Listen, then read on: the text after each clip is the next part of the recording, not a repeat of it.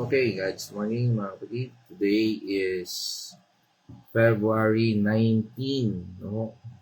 Ngayon po ay nasa taon na po tayong 2026 at sa araw at yugtong ito po ay muli sa ating daily devotion. Ngayon naman po ngayon ay dadako sa Hebrews chapter 12 verse 11. At ito po ay pamagatan natin, embrace discipline, the secret to a righteous life. At ngayon po, sa ating panimula, ay muli tayo po ay sasamahan ng aking partner upang tayo po ay samahan at pangunahan sa pagbasa ng talata at tayo po ay pangunahan sa pananalangin. Ngayon, hindi natin pakatagalin, eto na po siya. God's morning mga kapatid, tayo po ay babasa sa mga taga-Hebreo 12 verse 11. Kaya nga dahil napapaligiran tayo ng napakaraming saksi, talikuran natin ang kasalanan at anumang balakid na pumipigil sa atin. Buong tiyaga tayong tumakbo sa paliksahang ating sinalihan. Amen. Tayo po ay manalangin. Hallelujah, O Lord. Maraming salamat po, Panginoon, sa panibagong umaga na ipinagkaloob mo sa bawat isa sa amin. Pangunahan mo po kami, Panginoon, sa aming mapag-aaralan. Ngayong umagang ito, Panginoon, nang sa iyon ito ay aming mabaon, Panginoon, maging shield. Amen. Ang iyong mga salita sa aming katawan, Panginoon, sa aming mga salita, gawa, Panginoon, ikaw nawa ang makita ng bawat isa na aming makakahalubilo, Panginoon. Maraming salamat po sa banal na salita na nagiging sandata namin sa gawa ng kaaway, Panginoon. Maraming salamat, Panginoon.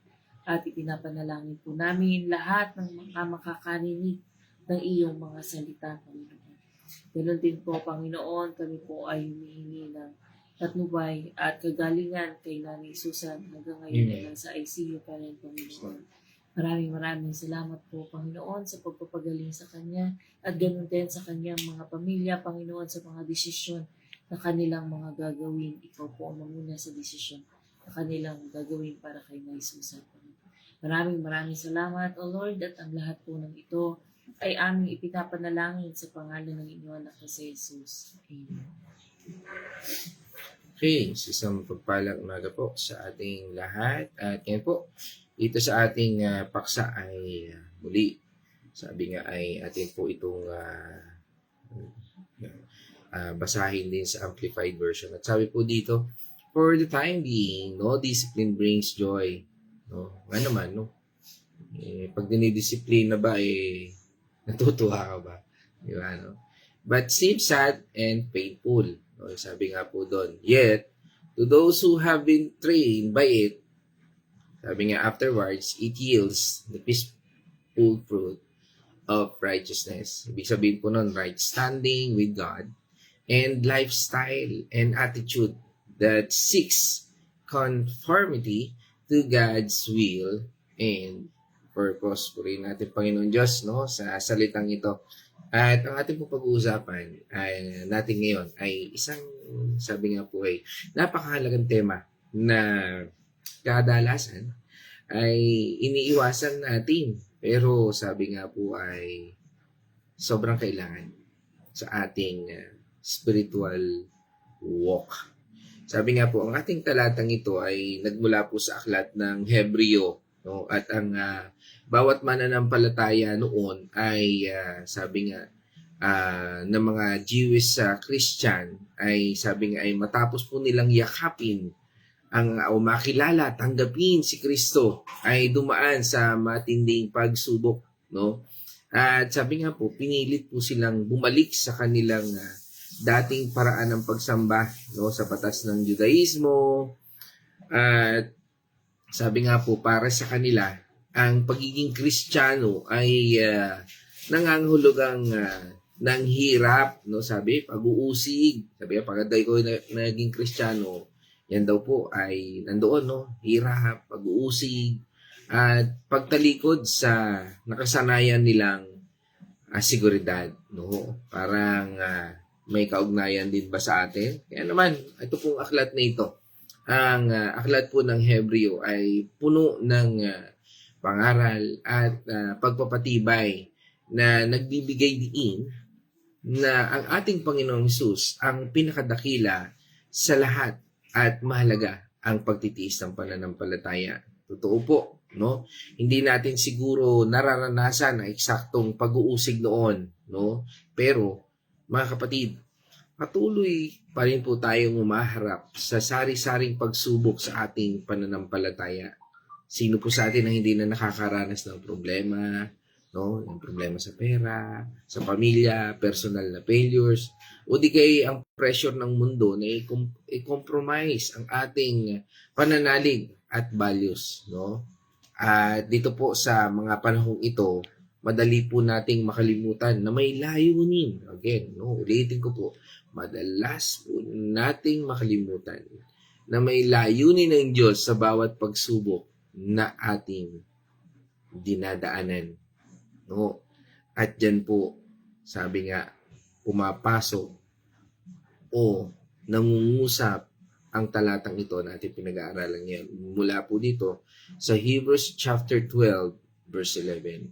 Ito po ay nagsisilbing paalala na ang bawat paghihirap, bawat pagtutuwid, at bawat disiplina ay may mas mataas na layunin mula sa ating mapagmahal na Heavenly Father o Diyos Ama o our Abba Father. Hindi po ito basta lumang kasaysayan. Ito po ay salamin ng ating sariling spiritual journey, no? Lahat po tayo may kanya-kanya spiritual journey.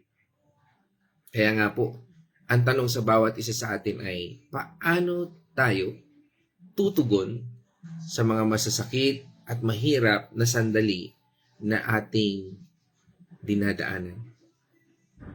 Yan po ang ating pag-usapan dito sa mensahe ng ating Embracing Discipline, the Secret to Righteous Life. No? At simulan po natin doon sa unang bahagi. Doon po sa talata, sabi doon, for the time being, no discipline brings joy, but seems sad and painful.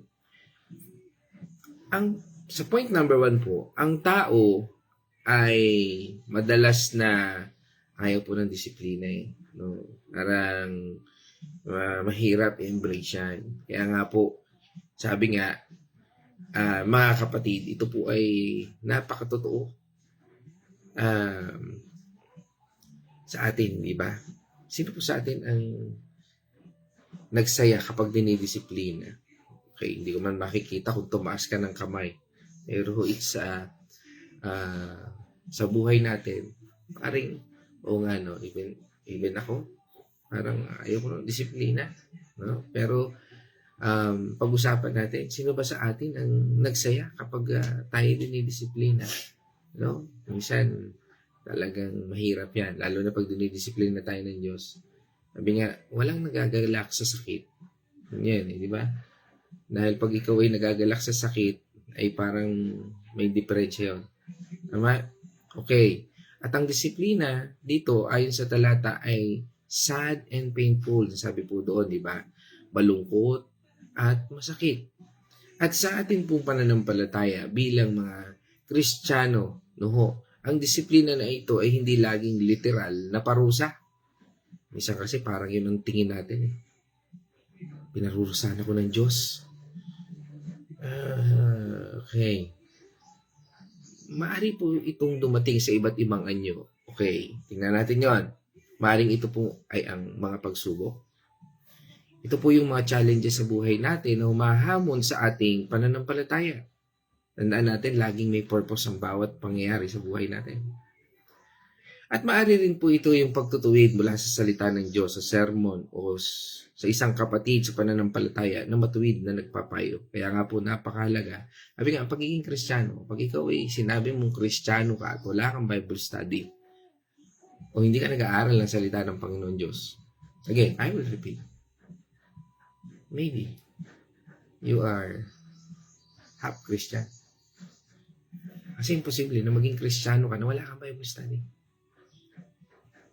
Because you cannot be a Christian without understanding being a Christian. Parang sinabi mong Pilipino ka, pero hindi ka naman nagsasalita ng Tagalog, hindi ka naman kumakain ng Filipino food, at hindi ka nakatira sa Pilipinas. Parang ganun po yan. At maaari din po itong mga pagsubok. Yung mga challenges sa buhay natin na humahamon sa ating pananampalataya. Maaari rin po ito, yung mga pagtutuwid natin, no, sa bawat isa sa atin, sa pagtutuwid sa sermon. Kaya po, napakalaga po sa atin ang salita ng Panginoon Diyos.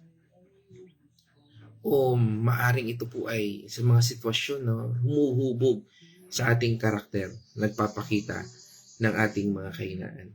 Diba? Sa buhay natin, sa bawat fellowship natin, sa bawat paglabas natin, mamaya paglabas natin ng bahay, o kung tayo ngayon nasa labas ng bahay, ang dami na natin matututunan kahit sa loob ng bahay, kahit sa bawat tao.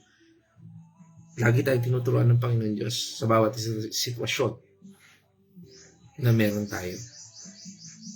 Kaya po mga kapatid, ang katotohanan ito po ay ang paglago sa pananampalataya, o ibig sabihin po nito na kung tayo po ay lumalago sa pananampalataya, ito po ay hindi laging madali at komportable. Hindi po tayo sabihin natin na parang pinahihirapan o niloloko ng Biblia. Isa kasi parang iniisip natin, ang hirap kasi intindihin, Pastor. Kaya parang totoo ba ito? Kasi bakit gano'n, Pastor? Masaya naman po ako pagka gumagawa po ako ng kasalanan. Masaya naman po ako pag sumusuway ako. Pero bakit gano'n? Di ba yung sinasabi ng Biblia? No? Tandaan po natin, hindi po tayo niloloko ng Biblia.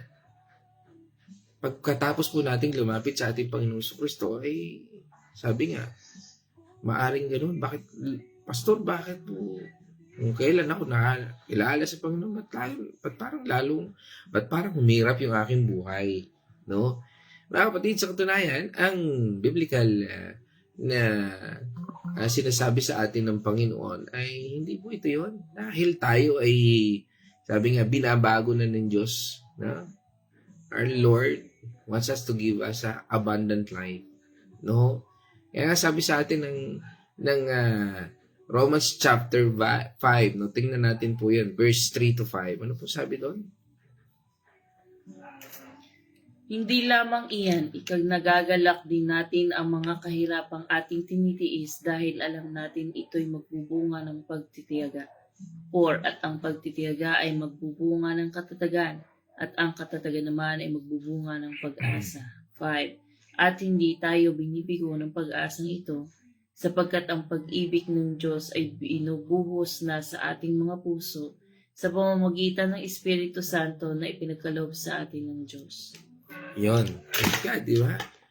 Yan po ay nagtuturo sa atin na ang bawat pagsubok ay nagbubunga ng pagtitiis at nagre-resulta ng isang matibay na karakter at pag-asa. Hindi natin ba napapansin na babago na yung ating attitude, yung ating karakter? No? Sinabi rin po yan doon sa James chapter 1 verse 2 and 4. Mga kapatid, magalak kayo kapag kayo dumadanas ng iba't ibang uri ng pagsubok. 3. Dapat ninyong malaman na napapatatag ang ating pananampalataya sa pamamagitan ng mga pagsubok. 4. At dapat kayong magpakatatag hanggang wakas upang kayo'y maging ganap at walang pagkukulang. Ayan. Alam nyo, ang pagiging Kristiyano ay hindi salita lamang, sabi nga. Kaya patatagan po yan. Paano ka naging matatag sa mga pagsubok, hamon? Ikaw ba yung tipong Kristiyano na parang babasagin? No? Na kapag meron ka hindi narinig, nakitang hindi maganda, ay nag-give up ka na imbis na hanapin mo yung solusyon at kung paano ka mabago. Alam niyo, maraming mga Kristiyano na pinipilit o tinutwist yung kanyang sariling salita. Imbis na aminin yung mga bagay na kanyang pagkukulang. Kaya nga po, marami pong Kristiyano ang napapahamak dahil, sabi nga, ayaw nila ng pagtutuwid ng Biblia. Kaya mga kapatid, kapag nakakaranas po tayo ng hirap o pagtutuwid, tandaan po natin, hindi ito ibig sabihin na tinatalikuran na tayo ng Diyos. Sa kabaliktaran, ito po ay isang malinaw na tanda na mahal niya tayo at aktibo siyang kumikilos sa ating buhay para hulmahin tayo. Yan po yung pagtutuwid na sinasabi ng Panginoon Diyos. Kaya nga po, sa talatang ito po yung nagbibigay sa atin ng pag-asa. Kaya doon sa sumunod na talata, sabi doon, yet to those who have been trained by it afterwards, it yields, no? Yields, no? Ano ba yields? Diba sinusuko natin? Diba? I'm yield, diba? Lord, suko na po ako. Ano po yun? Yields the peaceful fruit of righteousness, sabi doon sa talata. Pasanin po natin yung word na sinabi doon, yet. No, ito po ang nagbabago ng buong perspektibo. Okay, tingnan po natin. Point number 2 natin. Ito po yung proseso ng pagsasanay at ng bunga. Ang tanda, sabi nga po yung dito is yung trained by it. No, sabi doon sa word, trained by it. Ito po ay hindi lang basta pagtitiis at ito po ay aktibong pagtugon. No, ito po yung mga taong nagpapasakop, nag-aaral at tumutugon sa disiplina ng Diyos. Kaya nga po sa bawat church, hindi naman lahat umaattend ng Bible study. Tama? Pero yung mga handang makikita mo, yung mga handang matuto, handang mabago ang buhay nila, sila yung makikita mo sa Bible study. Hindi po sila nagre-reklamo, no? O sabihin natin, minsan nagre-reklamo rin, pero nakikita mo pa rin sila, umaattend pa rin sila doon. At minsan doon sa kanilang reklamo, maganda po yun eh. Bakit po? Sila po ay natututo at nagbabago. At minsan, ito yung mga taong gustong magpabago. Ibig sabihin, sa paglapit natin sa Panginoon, when we are yielding to God, yun na yung pag-attend natin ng Bible study, pag-attend natin ng Sunday service, o yung pagtugon natin sa ating mga ministry, yan po ay nagbibigay at nagbabago sa atin. At ano pong resulta nito? No? Sabi nga, peaceful fruit of the righteousness. Ito po ang bunga. Sabi nga, di ba minsan, baka hindi mo yan calling. Minsan, ang dami mo nang sinubukang calling mo. Sinubukan mo na mag-preach, sinubukan mo nang tumugtog, Tapos sa habang nabibigo ka, tipasin niyo ito, sa habang nabibigo ka, baka hindi po ito yung calling ko. Talaga ba? O maaring sinasabi lang sa'yo, o maaring hindi ka talaga muna nakikinig kay Lord bago ka pumunta doon. Tandaan natin, sabi nga, yan po ay nakikita sa iyong bunga. Ano po yung bunga? Hindi po sinabi doon ng bunga na magaling ka eh. Ano po ba yung mga bungang yan? Titingnan po natin yan. Ano ho? Dahil ang bunga po ay hindi agad-agad at hindi po immediately, kundi afterwards, pagkatapos ng proseso. Hindi naman pwedeng magaling ka agad mag-preach. Magkakamali ka niyan. Magkakamali ka niyan hanggang sa mabago ka. Ang tanong, nagpapabago ka ba? Sabi nga, kahit gaano ka nakatagal, nagpipreach, kahit gaano ka nakatagal, magkakamali ka. Pero ang tanong, babangon ka ba sa pagkakamali? Itutuwid mo ba yung mga pagkakamali na meron ka sa buhay? At ang ultimate goal po ng ating Panginoon Diyos ay hindi para tayo pahirapan, kundi para po tayo ay magbunga, again, ng katwiran. Sabi nga, di ba, ng kasabihan, kung hindi ka kayang pigilan ng dyablo sa pamumunga, gagawin kanyang busy. Ay, pastor, hindi po ako pwedeng umattend. Bakit? Busy po ako eh. Yan yon. Kaya po, sa ating pong bawat mananampalataya o sa context nito, ang righteousness ay hindi lang po pagiging mabait o moral. Ito po ay pagiging right with God. Hindi ka naging tama dahil sa sarili mo. Basta ito, alam kong tama. Pero ito yung sinasabi ng Biblia. Yun ibig sabihin. You are right with God. At pagpapakita ng kanyang karakter. Hindi, ito po yung sinasabi ng Biblia. Nais ko po itong sundin. Makikita sa bunga mo. Ito po ay direktang konteksto, no, na masasabi po natin na sinasabi ng Panginoon. Ano nga ba itong bungang ito? Sige, tunghayan na po natin. Galatians 5 verse 22 to 23. The 9 fruits of the Spirit. Yan po yung bunga na tingnan natin sa mga nakakausap po natin. Kasi, sige, banggitin din natin yung una, yung 17, bago ito. Para malaman natin yung bunga ng kaaway. No? Kasi sa bawat makakausap mo, sa bawat tao, yan ang tingnan mo, yung bunga yan. Hindi ka maliligaw. Kasi pag nakikita mo yung bunga, unahin natin yung bunga ng kaaway mula doon sa 17 hanggang 21. At yung bunga ng ating Panginoon o ng banal na Espiritu, yung 22 to 23. Sige, ito ngayon natin yun. 17. Sapagkat ang mga nasa ng laman laban sa kalooban ng Espiritu at ang kalooban ng Espiritu laban sa nasa ng laman. Laging naglalaban ang dalawang ito, kaya't hindi ninyo magawa ang nais ninyong gawin. Yun. Kaya pala. 18. Pinapatnubayan kayo ng Espiritu, wala na kayo sa ilalim ng kautusan. Amen. 19. Hindi maikakaila ang mga hilig ng laman, pakikiapid, kahalayan, at kalaswaan, pagsamba sa Diyos-Diyosan, pangkukulam, pagkapuot sa isa't isa, pag-aaway-away, pagsiselos, pagkakagalit, kasakiman, pagkakampi-kampi at pagkabahabahagi, pagkainggit, paglalasing, kalayawan, iba pang katulad nito. Muli ko kayong binabalaan. Ang gumagawa ng mga ito ay hindi magkakaroon ng bahagi sa kaharian ng Diyos. 22. Subalit ang bunga ng Espiritu ay pag-ibig, kagalakan, kapayapaan, katiyagaan, kabaitan, kabutihan, katapatan. 23. Kahinahunan at pagpipigil sa sarili. Walang batas laban sa mga ito. Amen. Napaka ganda, no? Nabalikan natin. Dahil yun yung naglalaban sa sarili natin, eh. To check yourself. Balik ka doon. Galatians 5. Simulan mo sa 17. At tingnan mo, ano nga ba ako? Nasaan nga ba ako sa espiritong ito? Yan po. Yan, makikita po natin. Sabi nga, ang bunga ng espiritu. Kung saan po, ang disiplina ay nagiging daan para mas maipakita po natin ang katangian ng Diyos.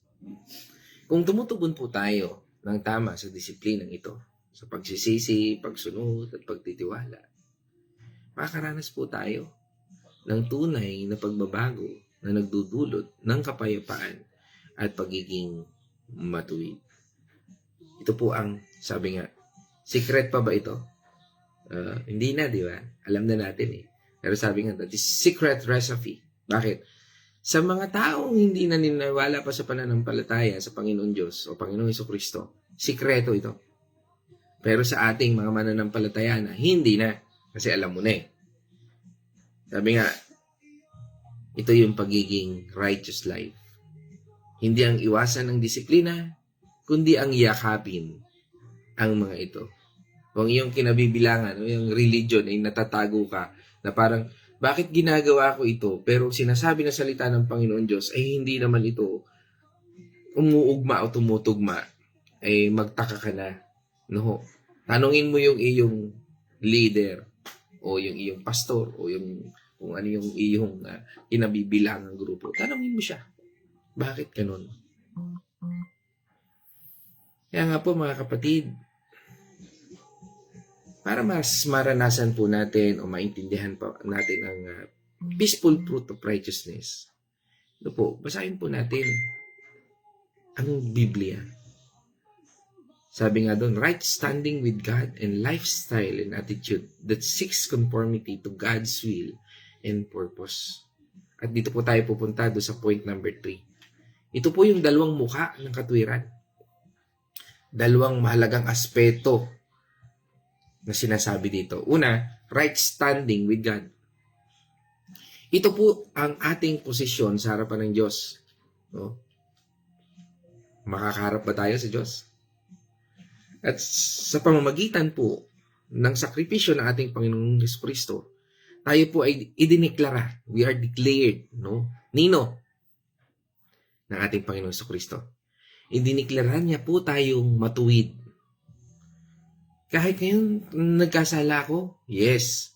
Dineklara ka ng Panginoon Diyos na matuwid dahil pinatawad niya ang kasalanan mo. The moment na humihingi ka ng tawad and you feel guilt doon sa nagawa mong kasalanan at lumalapit tayo, isinusuko natin sa Panginoon Diyos. Di ba pagka nagkakasala ka ngayon, dati lang pag nagkakasala ka, natatawa ka pa di ba? Yung alam mo ba, bro, kagabi, ito yung nangyari. Grabe ka. Parang, antindi mo talaga. Parang proud na proud ka pa sa kasalanan mo. Pero ngayon, nung naging Kristiyano ka na, pag nakagawa ka ng kasalanan, Lord, patawarin mo po ako. Turungan mo po ako na mabago ang buhay ko. Diba? Yun ang sign. The right standing with God. Ito po yung ating posisyon sa harapan ng Diyos. At sa pamamagitan po ng pagsasakripisyo ng ating Panginoong Jesucristo, tayo po ay idiniklara niyang matuwid. We are the righteousness of God. At ang disiplinang ito po ng ating Panginoon Diyos ay nagpapanatili sa atin sa posisyong ito at nagpapalalim ng ating relasyon sa Kanya. Kaya po nagkaroon tayo ng relasyon. Okay, itong naman tayo doon sa ikalawa. Sabi doon ay a lifestyle and attitude that seeks conformity to God's will and purpose. Hindi lang po ito tungkol sa posisyon, kundi sa ating praktikal na pamumuhay. Itong disiplinang ito po ay umuhubog, humahantong, di ba, sa ating pag-iisip at sa ating damdamin at pagkilos o yung nararanasan nating mga pagkilos natin. At ito po ay mas umaayon sa kalooban at layunin ng Diyos. Ito pong siyang nagbabagong anyo. Kaya nga po natatransform tayo eh. Do not conform to the pattern of this world, but be transformed by renewing your mind. Romans 12 verse 2. Kaya nga po tayo sa buhay natin, hindi po yan dahil sa paramihan o sa kung ano nalalaman natin sa Biblia o yung tamang ba. Hindi. Paano ba nabago ang buhay mo? Minsan kasi alam mo yung katotohanan, ayaw mo namang lakaran ng katotohanan. Nakilala mo ang Panginoon Diyos, pero ayaw mo namang umattend ng Bible study. Paano mo lalakaran ng katotohanan?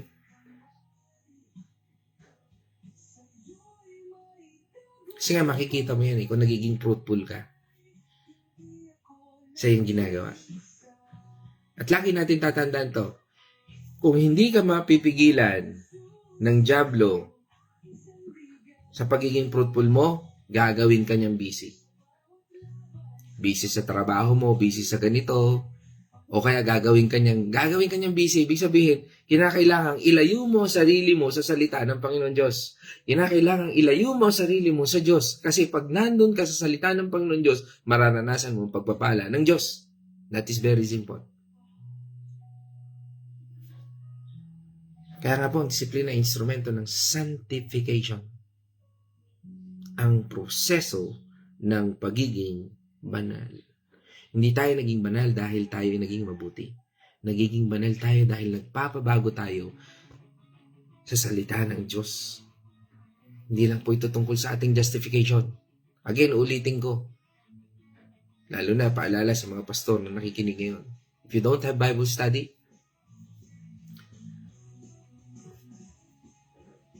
tingnan mo muna kung talagang Kristiyano ka o talagang pastor ka. Dahil it will speak kung paano ka mamuhay sa buhay na ito. Paano ka maging fruitful sa pagkilos ng Diyos sa ating mga buhay. At ang prosesong ito ng pagiging banal ay hindi po lang tungkol sa ating justification. Ay, basta ako'y iligtas na, tumanggap na ako, pinatanggap na ako ni pastor. Hindi po yan. Hindi lang po yan doon. Kundi pagiging matuwid sa harap ng Diyos sa pamamagitan po ng pananampalataya. Di ba? Sabi nga ng Panginoon, Romans 17, faith comes from hearing, 10:17. Faith comes from hearing and hearing the word of God. Kaya nga sa bawat gawain, napakalaga po nun. Na meron ka napapakinggan. Kaya pag nagbabasa ka, di ba, dapat malakas para naririnig mo din. Kaya minsan, pagiging nagbabasa ng Bible, di ba, minsan mata lang. Pero sabi ng Panginoon, you need to have faith. Kaya nga kung minsan, bakit tayo nagkakaroon ng Bible study? Pang marinig mo rin ano yung testimony niya, ano yung point of view niya dito, at hayaan mo yung banal na espiritu siyang mangusap. Kaya nga sabi sa atin din sa Romans 3 verse 24. Ngunit dahil sa kanyang kagandahang loob sila ay pinawalang sala na niya sa pamamagitan ni Kristo Jesus na siyang nagpapalaya sa kanila. Yan. Pinalaya na tayo ng Panginoon Diyos. Pero bakit nagiging tamad pa rin tayo sa pag-attend ng Bible study? Ay hindi po applicable sa akin yung oras. O di maghanap ka ng oras na para ikaw ay lumago. Sa oras na sa tingin mo ay lalago ka. Umanap po tayo. O kaya kausapin mo si Pastor. Pastor, hindi po ako nakaka-attend ng gano'n. Pwede po kaya, meron po ba tayong Bible study sa araw na ito? Malay mo, kumilos ang Panginoon Diyos. Huwag mong antayin na dahil wala, hindi ka nakikilos. Kung hindi ka pwede ng gabi, humanap ka ng Bible study nang may pang-araw.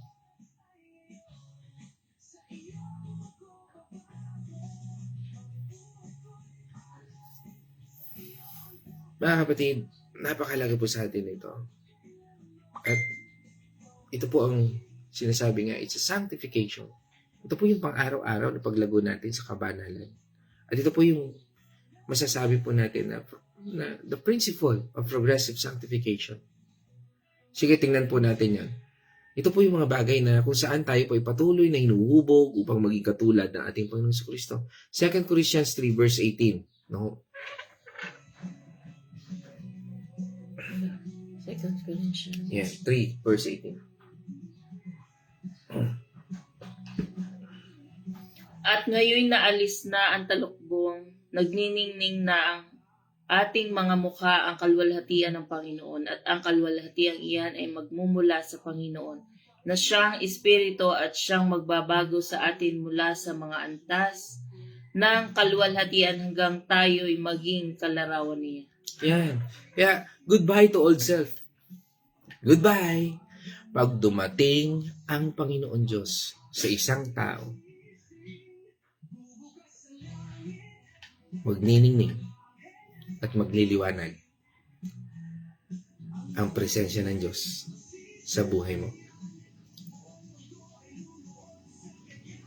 Kaya magpapaalam ang dati mong at luma mong pagkatao.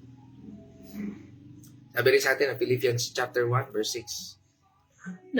Natitiyak kong ang mabuting gawang pinasimulan sa inyo ng Diyos ay kanyang lulubusin hanggang sa araw ng pagbabalik ni Heso Kristo. Yan. Yan po yun. Kaya po mga kapatid, yan po mga katotohanan na dapat po nating isabuhay. Na una, ang disiplina ng Diyos ay nagpapakita ng pag-ibig. Hindi po ito parusa, kundi pagtutuwid ng isang mapagmahal na ama. Sige po, basahin po natin yun. Hebrews chapter 12, verse 6 hanggang 8.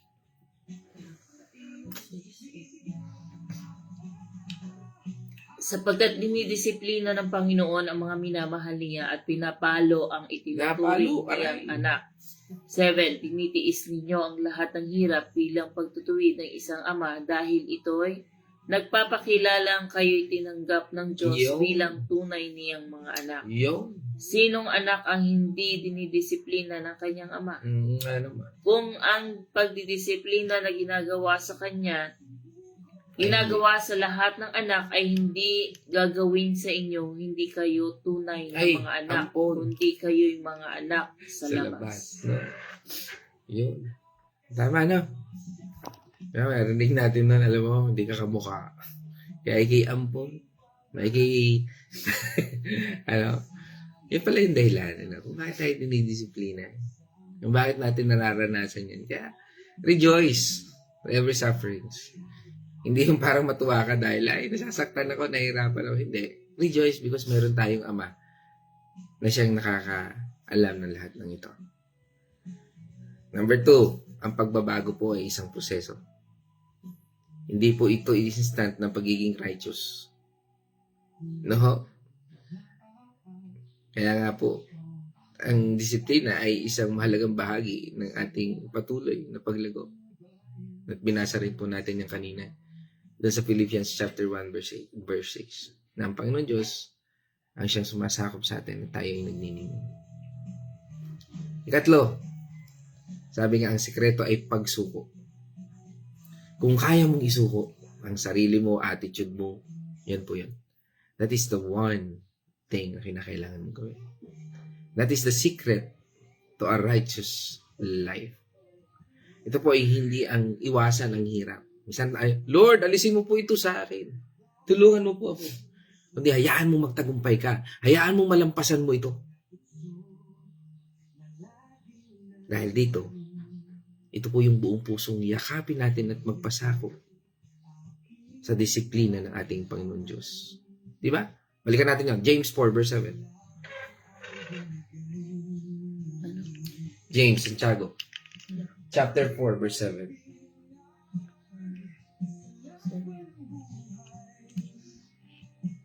Kaya nga pasakop kayo sa kapangyarihan ng Diyos, labanan ninyo ang dyablo at lalayuan kayo nito. Sabi doon, resist the devil and it will flee. No? Ibig sabihin ng resist, tanggihan mo. Minsan, inuutusan mo pa yung diablo eh. Ano kayo, close? Hindi. Inuutusan kita! Lumayas ka! Di ba? Tama naman yun. Pero you need to resist to your life, to your own life. Lord, kaya lang po ako nagkasala kasi ganito po. Hindi mo kasi nire-resist eh. Resist devil. Wala pong kasalanan na hindi sinasadya. Dahil bago ako magkasala, alam mo yan. Kaya minsan, Lord, patawarin mo po kami sa mga kasalanang amin pong naririnig niyo yun na nanalangin. Lord, patawarin niyo po kami sa mga kasalanang sinasadya at hindi po namin sinasadya. Wala pong kasalanan na hindi sinasadya dahil bago ako magkasala, alam mo na, o kaya kung nagawa mo, alam mo na nagkasala ka. Kaya ka nga nananalangin sa Panginoon eh. Okay, number 4. Ito po ay nagdudulot ng tunay na kapayapaan. Tandaan nyo, kung tama ang ginagawa nyo, may peace of mind ka. May peace of heart ka. Sa kabila ng sakit, ang disiplina po ay naghahatid ng malalim na kapayapaan na nanggagaling sa pag-alam na tayo po ay nasa kalooban ng Diyos. Di ba? Paalala sa atin ng Philippians 4 verse 6 to 7, di ba? Do not be anxious, sabi doon. Huwag kayong mabalisa tungkol sa anumang bagay, sa halip hingin ninyo sa Diyos ang lahat ng inyong kailangan sa pamamagitan ng panalangin. May pasasalamat. 7. At ang kapayapaan ng Diyos na hindi kayang maunawa ng tao ang siyang mag-iingat sa inyong puso at pag-iisip. Amen. Dahil sa inyong pakikipag-isa kay Kristo Jesus. Iyon. Hayaan natin, hanapin natin ng Panginoon. At makikita po natin yan. Kung tayo isusuko sa Panginoon. Yan na po yun. Alam niyo po ba, pag-attend ninyo dito sa God's Morning, ipagsuko natin sa Panginoon. Pag-attend natin sa Bible study, yan po ay pagsuko natin sa Panginoon. Pag-attend natin sa mga ministry, sa mga ginagawa natin, yan po ay pagsuko. At hindi po siya kapapaguran. It's a privilege. Kaya nga po, sa bawat tayo ay may mga ministeryo na meron, pilitin natin na makasama tayo. Bakit po yung may mga ibang tao na pinipilit nila na kahit anong sitwasyon nila, hindi nila ginagawang hadlang ito para gawin at maging excuses ito sa Panginoon? Why? Because it's a privilege. Nandun ka. Okay, tapusin ko na po ito, mga kapatid, for the final. No? Sa akin po pagtatapos, mga kapatid. Sa bawat hamon na ating nararanasan, suriin po natin ang ating mga puso at ang ating buhay.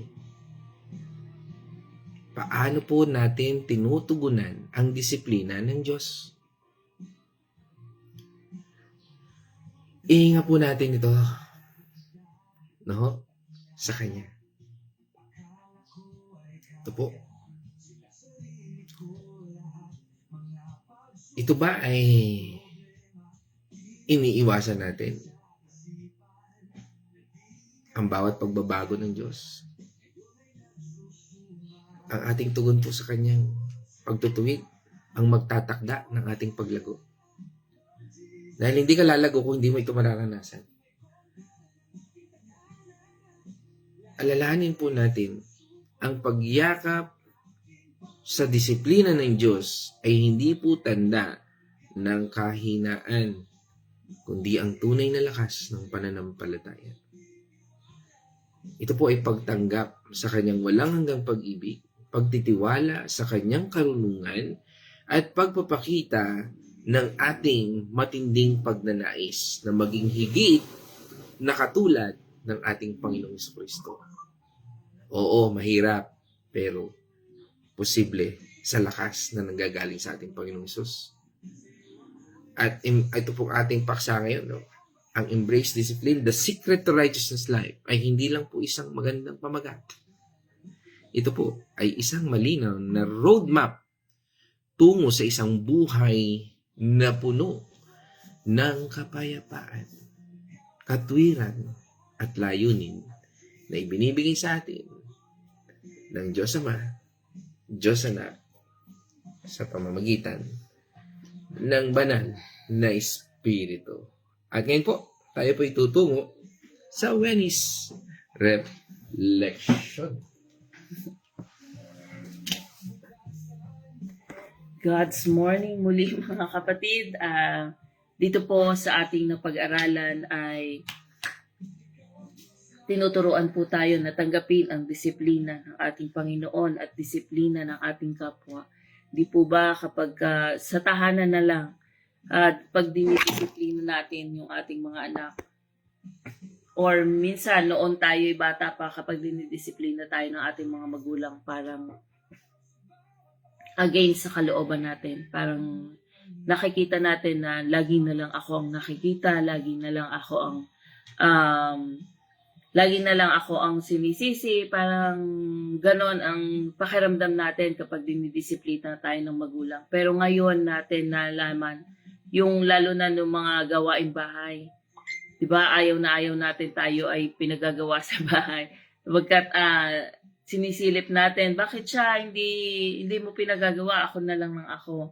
Pero ngayong mga meron na tayong sariling pamilya, may edad na tayo, doon natin na parang napapasalamatan ng ating mga magulang kung di tayo tinuruan, kung di tayo dinisiplina ng ating mga magulang, ay hindi tayo magiging kagaya ngayon na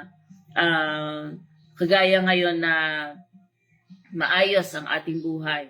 Ganun din po ang ating Panginoon. Ang pagdidisiplina ng Diyos, bagamat masakit sa simula, ang pagtutuwid ng pagmamahal ng isang ama at ng ating Panginoon, ito po ay hindi parusa. Ang sakit na panandalian, ngunit nagbubunga nito. Ang pagbubunga nito ay pagiging mas malapit sa Panginoon, pagiging mas matatag sa ating pananampalataya, at pagiging mas Christian-like. Nagiging kagaya tayo ng ating Panginoon na kapag tayo ay dinidisiplina niya, kung tayo man ay dumadana sa mga pagsubok, palagi po nating ipid sa ating sarili, sa ating isipan na kaya tayo dumadana sa pagsubok na ito, tayo ay dinidisiplina ng ating Panginoon. Tayo ay makikita natin ang purpose ng ating pinagdadaan ng pagsubok na ito sa susunod na panahon.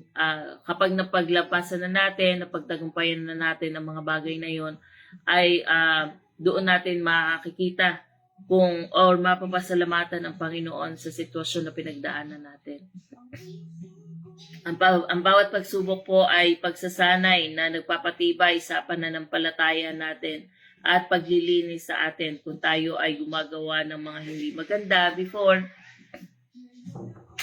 na hindi ka-igaya sa Panginoon, ito po ay unti-unti nating natatanggal na hindi natin namamalayan. Ang makakapansin po noon ay yung mga tao sa paligid natin, na tayo ay kilalang kilala sapagkat yung mga dating nating ginagawa na hindi na natin ginagawa ngayon ay mapapansin nila sapagkat sila ang mga kasama natin sa ginagawa natin na hindi kalugod-lugod sa ating Panginoon. Kaya umiiwas na tayo sa mga ganong gawain. Kaya po sa huli, ang pagdidisiplina ay pagpapakita ng pag-ibig ng Diyos at gumagabay sa atin tungo sa katwiran at kapayapaan, na nagpapaalala na may mas magandang plano siya sa bawat isa sa atin. Kaya po, wag po tayong hihiwalay sa ating Panginoon. Sabi nga din po kanina, umanap tayo ng Bible study sapagkat doon po tayo napipid. Doon tayo natin napapakain ng Espiritu Santo natin at doon lumalakas ang Espiritu upang paglabanan ang gawa ng kaaway. Doon din po tayo natututo at doon din natin nadidisiplina ang ating sarili. Minsan po kasi kapag sinasabi ng nasa paligid natin, ganito ka, dapat hindi ka ganito. Dapat mali ang ginagawa mo. Minsan matigas ang ulo natin. Hindi, tama tayo. Tama ako. Ikaw ang mali. So, mga ganong bagay. Pero kapag po tayo ay nag-aral ng salita ng ating Panginoon, doon po na tayo nalilinawan na mali nga yung ating ginagawang yun. At tama nga yung sinasabi ng iba. Kaya po, nagkakaroon din tayo ng confirmation. Yung mga sinasabi ng iba sa atin, nahahanap po natin sa Biblia, tama pala siya. Dapat pala, ako pala ang mali. So, nagkakaroon tayo ng repentance. Nagkakaroon tayo ng humihingi tayo ng kapatawaran sa ating mga nagagawang kasalanan sa ating Panginoon at doon din sa taong napagkasalahan natin. So, nagkakaroon tayo ng lakas upang paglamadan ang mga kasalanan na nasa harap natin sapagkat nasa paligid lang po talaga ang gawa ng kaaway. So, yun lamang po. Maraming salamat po and God bless. Huwag po tayo magalit kapag dinidisiplina. Maraming salamat po and God bless sa inyo lahat. Okay, praise God. Tayo naman po ngayon itutungo sa ating mga kasama via online. At ito po ay tingnan po natin at tunghayan natin kung sino-sino po sila. Ayan, kasama po natin ngayon, ngayong araw na ito, po ang ating mga kapatid. Itong, yan, nakita natin kanina, nawala lang dito, pero from T. Lorick Church, nakita natin dito si Sister Babes Tatel, yan. Sorry, Alma pala. Barbie kasi nakalagay dito. Parang nalimutan ko. Alma Tatel, yan, kasama po natin. Yan, sa T. Lorick, from T. Lorick Church. Yan po sa Pila, Laguna. At malapit na po silang mag-anniversary. Yan, happy anniversary dyan sa pangungunan nila Pastor Eds Rona. Yan, sa mapagpalang umaga po. At purihin ng Diyos sa buhay nyo. Yan. At patuloy po kayong magbahagi ng salita ng ating Panginoon Diyos. At okay, so sa atin pong talakayang ito ay kasama rin po natin ang family Nonoso. Yan, at yan sa pangunguna ni Atenela at isang pagbati sa ating kapatid na ito. Yan, kasama po natin at pagbati na rin natin sa kanyang buong pamilya. Yan, kay Kuya Tony at sa inyong mga anak at mga manugang. Yan. At tungo naman tayo sa Villa Escudero. Kasama po natin si Nay Winnie Patual. At isang mapagpalang umaga po sa inyo, Nay Winnie. Yan. At sa inyong mga buong angkan dyan sa Villa Escudero. At pagbati sa inyong buong pamilya. Sa inyong mga anak, manugang, mga apo. Yan. At kaapo-apuhan pa. Yan. Kasi may mga apo na sa tuhod. At kasama rin po natin ang aming kabatch, at naging classmate din po ito, ang pamilya Garcia, regards to sa inyong anak, inyo ni Brother Henry, yan, kasama po natin si Sister Gladys Grace, yan, Garcia, sa mapagpalang umaga po sa inyo, yan, at purihin po ang Diyos sa inyong buhay. Yan, at tungo naman po tayo sa Bacolod City. Kasama po natin ang Pius family. Yan, kasama po natin si Kuya George. Yan, Kuya George. Yan. Purihin po ang Panginoon Diyos. At kasama rin po natin from Santa Rosa, Laguna, siyempre ang aking kapatid, si Caroline Mercado. Diyan sa Santa Rosa, Laguna. At siyempre pagbati ko rin sa aking nanay, kay Corazon, Gano Mercado, at syempre sa aking mga sa aking anak, kay Casey, sa aking panganay, na nagja-jogging sila, okay, sa Nubali, okay. So, yan, at syempre pagbati ko sa aking yan, sa aking mga pamangkin din, kay Princess Shai Jealous, CJ and Sian. Ingat kayo. Yan. At yes.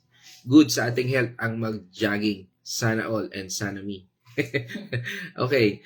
Yan. At from USA, kasama rin po natin si ang Dow family. Yan. From USA, Washington, no? Seattle, no? Pagbati natin sa kay Nars Abigail at syempre pagbati rin natin sa buong pamilya. At from Bulacan, Chaong, kasama pa rin po natin, nandito ngayon sa atin si Nay Marta. At syempre pagbati na rin natin, dahil nabanggit po ang Bulacan, syempre pagbati na rin natin kay Nay Gori at kay Kuya Chris. Isang mapagpalang umaga po sa inyo dyan, no? At regard sa inyong buong pamilya, no? At syempre kasama rin po natin ang ating kapatid from Israel, no? Wow, ang bayang gustong-gusto ko mapuntahan. Hindi ko pa lang napuntahan, no? Ayan, kasama po natin si Sister Maria Fe from Israel, no? Syempre pagbati rin natin sa aking utol, kay Utol Ian, yan, kay Brother Ian, yan, at sa inyong buong pamilya. Yan, sa inyong mga anak, sa inyong mga nagkagandahang mga anak. Yan, isang pagbati po sa inyo. At pagbati natin sa Alejandrino at Artillaga family. Yan. At, okay. Yan, sabi dito ni Naigori, ano, si Naigori, sabi niya dito, thank you Lord sa umagang kay ganda. Salamat po sa nagdaan naming Bible study. Ayong, opo, tama. At mamaya po, kung gusto niyo pong umatin, meron po kaming, ang nasa Genesis chapter 27 na po kami. At kung gusto niyo pong umatin, basahin niyo po ang talata. Ano, at tayo po ay sama-samang pag-aralan ang chapter na ito ng Genesis chapter 27. No? Sabi nga dito ni Naigori, no, ay thank you Lord sa umagang kay ganda. Salamat po sa nagdaan naming Bible study at salamat din po sa aming natutunan na dahil ikaw po ang nagbibigay sa amin ng pag-asa. Amen. Praise God sa buhay mo. Naigori, nawa po ay marami pa pong makinig ng iyong salita. Yun. Ang maganda doon. At salamat po sa pag-unawa at pagmamahal na sa aming at kaming tunay na Kristiyano, di lang po sa gawa, kundi sa tunay na pananampalataya. Salamat po. Yan. Amen. Praise God sa buhay mo. Naigori. Yan, at purihin ng Diyos, no? At from Tarlac, Kapas, Kutkut, no? Kasama rin po natin ang asawa ng aking partner. Pero siyempre, kasama rin niya yung partner. Ang aking partner din. Partner niya sa buhay. Kami naman ay mag-partner sa negosyo. Yan, si Architect Arnel Capadosa. Yan, kasama rin po natin. Pagbati natin, yan. Kasama po natin si Apong Tina. Yan, isang mapagpalang umaga po sa inyo dyan. Ate Tina. At siyempre kay Architect Arnel. Isang purihin ng Diyos sa buhay nyo. Dyan sa Kapas, Tarlac. Yan. At pagbati sa iyong buong angkan. O yun na yun ha, buong angkan. Yan, para hindi tayo magkulang. Yan, kasama rin po natin ang ating kapatid, no? Itong si Greg Rodriguez, no? Yan. Minsan kwentuhan naman tayo. Kasama natin. Purihin ng Diyos. Yan. Kumusta kapatid? Yan. At pagbati natin sa buong Rodriguez family dito sa San Pablo City. Kumusta ka kapatid? Nawa ay patuloy kang naglilingkod at patuloy na patuloy lang tayo, no, sa paglago sa Panginoon. Yan, no, kasi ko yan ay naglilingkod sa Panginoon. Kaso nga lang, matagal na ako walang balita dito sa batang ito. Yan. Okay, so isang mapagpalang umaga sa iyo. Yan. Okay, kasama rin po natin ngayon, siyempre ang aking magandang pinsan, siyempre si aking kapinsan si Ate Lilibet Chua, siyempre pagbati na rin sa aking Kuya Ruel at siyempre sa aming Uncle Sid, no, at Mamang Lining. Isang mapagpalang umaga po at nawa ay yan, dyan sa aming mga kamag-anak dyan sa Cotabato City at sa Alamada, no, isang mapagpalang umaga po sa ating lahat dyan, no. Yan. At kasama rin po natin ang, siyempre, ang Biray family. Yan. Yan sa pangunguna ni Sister Grace. Siyempre, pagbati na rin natin kay Brother Mike. Yan. At siyempre, sa buong pamilya. No? Siyempre, dyan kay Miko, kay Carl, kay Ellie, at siyempre kay Dion. At sa aking cute na inanak din. No? Si Butchay. Yan. At kay Dayan. Yan. Kay Kumaring Dayan. Yan. Okay? At siyempre, kasama rin po natin sa oras na ito, ang Andal Artillaga family. Yan, kasama po natin si Pastora Pe. Pastora Pe. Yan. Ayan. At ngayon po ay pagbati natin sa kanyang buong pamilya. Ayan, kila Malu, kila Michelle, kay Abby, at sa inyong mga apo, syempre kay Mark, no? Tsaka sa inyong iba pang mga manugang. At magiging manugang. Yan, unahin na natin, no? Yan. Okay. So, sino pa po? Yan, from Liliw, Laguna. Kasama po natin ang Arosena family. Yan, sa pangunguna po ni Nay Edna Arosena. Yan, isang mapagpalang umaga po sa inyo. Nay Edna, yan po rin po ang Diyos. No? At yan, from Dolores, Quezon, kasama rin po natin ang Dalagin family. Yan, sa pangunguna ni Tatay Victor at ni Nanay TC. Yan, isang mapagpalang umaga po sa inyo. Yan, at kasama rin po natin ang aking kumpare. Yan, aking kumparing guwapo. Yan. Si paring Mike Arias. Yan, lagi rin po natin kasama yan. At kung hindi man umaabot sa live, pero kung aabot natin sa live, ayan, kasama po natin ang ating kumpare. Yan, ang ating kapatid na ito. Yan, si paring Arias, no? At pagbati natin sa buong Arias family. Yan, kay Michael Rene, no? Si Mike Rene. Yan. At syempre kasama rin po natin ating kapatid, no? Si kapatid na Narvin B. Tolentino. Yan, isang mapagpalang umaga po. Yan, at isang kagalakan po na nakikita ko ito yung mga batch natin. Ano? Yan, mga kabatch natin, mga kapatid natin. Yan, kagalakan po mula po sa ating Panginoon at purihin po ating Panginoon Diyos. At yan, tayo po yung magtatapos sa ating tilalakay na ito mula sa Hebrews chapter 12 verse 11 na pinamagatan nating embrace discipline. Yakapin po natin ang disiplina ng Diyos, the secret of our righteous life. Kaya nga po ngayon, sa ating pagtatapos, tayo po ay manalangin. Let's all pray. Maraming Diyos na makapangyarihan, banal na Espiritu at aming Panginoon tagapagligtas, sa iyong biyaya at tabang, kami po ay nagpapasalamat sa amin pong napakinggan na iyong salita. We acknowledge you, God, O Lord, that your Holy Spirit speak to us, O Lord. And hinayaan mo ito na maipahayag po namin, hindi dahil sa aming sariling katalinuhan o lakas, kundi sa patnubay ng iyong banal na Espiritu na siyang naging tunay na guro sa aming buhay. Kaya nga, Panginoon, sa iyo po ang pasasalamat at papuri at pagsamba. Pinupuri po namin kayo, O Diyos Ama, banal na Espiritu at aming Panginoon tagapagligtas sa mga oras na ito. Dahil ikaw ang Diyos na siyang nagturo sa amin upang kami ay mahubog ayon sa iyong kalooban. Kaya nga, Panginoon, sa puntong ito, nais po namin kayong pasalamatan at patuloy, Panginoon, na dinadalangin namin na ang salitang ito na aming natutunan ay bigyan mo, Panginoon, na kalakasan na nagmumula lamang sa iyo. Patnubayan mo po ang bawat isa at patuloy na hubugin ayon sa iyong kalooban. Nawa ang iyong banal na Espiritu siyang mangusap at magsilbi naming lakas sa bawat oras na aming tatahakin, especially, Lord, sa pagharap namin sa mundong ito.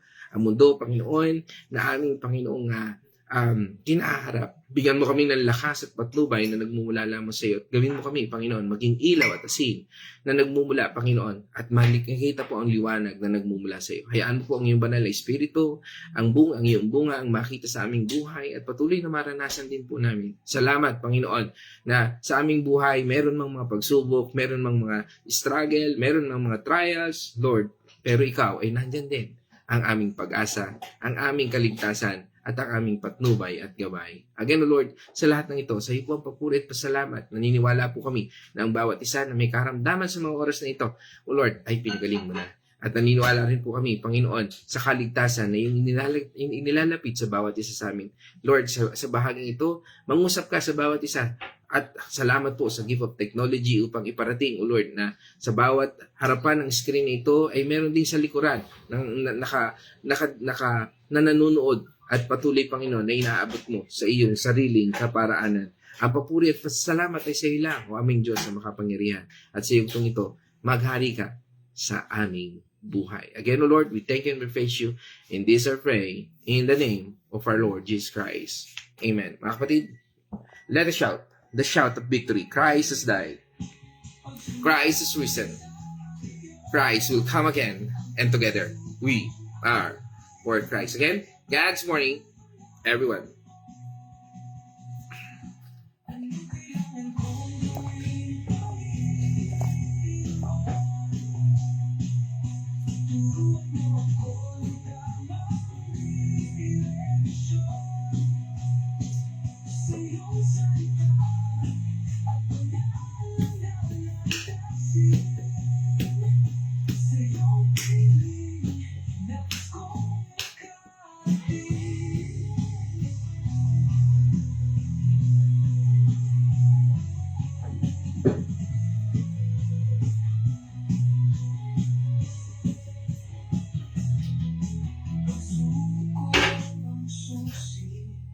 Pananampalataya, pag-ibig mo ang buhay, bibigay sigla.